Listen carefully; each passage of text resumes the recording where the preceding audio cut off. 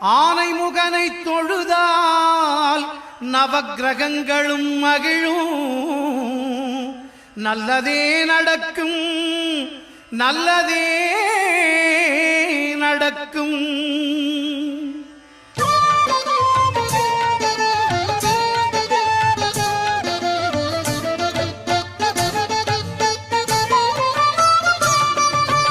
ஒன்பது கோளும் ஒன்றாய் காண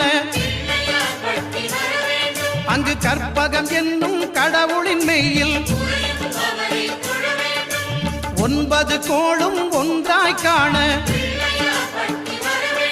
அங்கு கற்பகம் என்னும் கடவுளின் மெய்யில் சூரியன் முதலாய் 9 கிரகமும் பலவித குணங்களை கொண்டிருக்கும். எங்கள் கற்பக தருவில் அவை வரும்போது ஒன்றாய் சேர்ந்து பலனளிக்கும்.